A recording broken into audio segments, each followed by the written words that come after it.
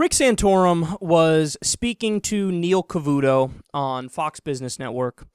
And of course, Santorum is out there promoting his new book and trying to get a head start on a 2016 presidential run. Well, he's going to get caught speeding here, and Cavuto is going to catch him in some bullshit. Yeah, but you're all but a nut if you even espouse, as you're not been afraid to do this, to respect life, to respect traditional marriage. Yeah. And right away, I could see right at the gate, the media will pounce on that and say, well, that guy's cuckoo. What do you think? Well, I mean, in the book, Blue Collar Conservative, I actually spent a couple of chapters talking about the importance of the family unit for the economy. I talked about this in the last campaign, and actually reports have come out, income inequality has been the big buzzword for the Democrats, but liberal study after liberal study has come out and shown that, gee, the most important factor as to whether people do well economically is whether they're in stable married relationships or not. And in fact, the more people who are in those relationships, the less poverty there is, the more opportunity there is. So well, even the left now recognizes that. Let's say if your mom and dad are the same sex, is that a stable environment? Well, I'd rather argue the issue as to whether we should be promoting, and I believe we should be, promoting the institution of marriage, of men and women staying together and raising children. That's going to be best for children. Would you apply the same for men and men staying together, or women and women staying together? This will come up in a race, Senator.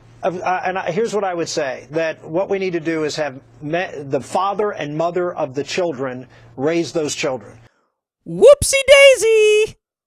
I love that, man. First of all, Neil Cavuto, of all people, you wouldn't expect him to go hard after a right-winger, but he did inadvertently there. He was like, Santorum was like, look, the reason why I'm promoting marriage is to cut poverty and end income inequality. That's the point. It's not about, my Christian faith or anything. I understand that should be separate. And Cavuto was like, oh, okay, so then gay marriage is good too, right? To end poverty. You just said the reason you want to promote marriage is to end poverty and reduce income inequality. Well, then by that logic, isn't gay marriage good too? To reduce poverty and income inequality? That's the argument you just made. He's like, well, yeah, see, the thing is, the conversation I want to have about the topic is one that we should promote families to stay together and blah, blah, blah, blah, blah, blah, blah, blah. Dude, you got caught speeding. See, we've talked about this a lot lately, that Rick Santorum, to rebrand himself to run in 2016, he realized that the old Bible-thumping bullshit doesn't work to actually get elected. He miscalculated the last time around and said, I'll just be the most in favor of Christianity and then people will love me and vote for me. Well, he won a few primaries in some of the deepest red states, but that's it. He got his ass kicked after that, and he would never win a general election. So he realized, oh, wait a second. There are no Republicans who run on a genuinely populist message. There are no Republicans who look out for the little guy and who actually are for the blue-collar worker. So what does he do? He releases a book that he almost definitely didn't write called Blue-Collar Conservatives. He doesn't give a fuck about blue-collar workers. Earlier today, there was a story. He's out there now saying, I love minimum wage increases. I'm in favor of it. I'm with the 80% of the American people.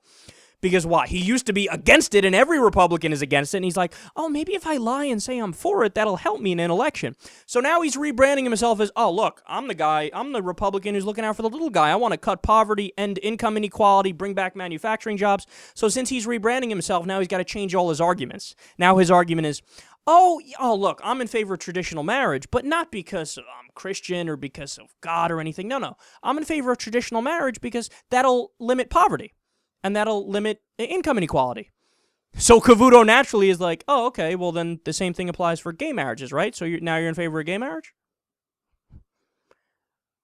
No, he's not! Caught speeding, man. I love it. Rick, look, man, you could try to rebrand yourself day in and day out, which is exactly what you're doing, but it's not going to work. We already know who you are, man. You have a track record of being one of the biggest sellouts back when you were in Congress. You were the theocratic candidate last time around, the most religious, right up there. You and Mike Huckabee probably neck and neck on that front. Like, you're not fooling anybody, dude. And it's so easy for people to call you out on this garbage anyway, because we know why you're actually in favor of gay marriage, and it's got nothing to do with poverty. You don't give a shit about poverty. And also, by the way, let me throw out there, Even the idea that he said, oh, well, liberal study after liberal study. Could you imagine they actually had that? Today, guys, we're going to do a liberal study, and there's no such thing as a liberal study.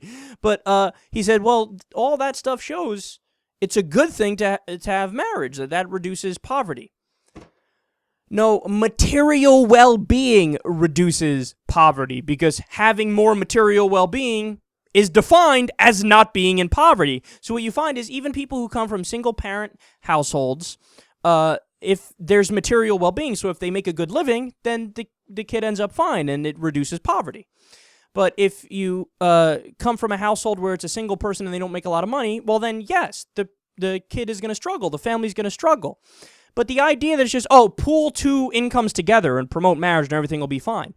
No, that's a ruse. You're saying the only reason it appears to be better is that you have more income to raise a family and sustain the kids. But if we actually had jobs that paid enough money where you don't need to rely on anybody, well, then everything would be fine with single parents if that's how people choose to live. I mean, President Obama came from a single-parent household.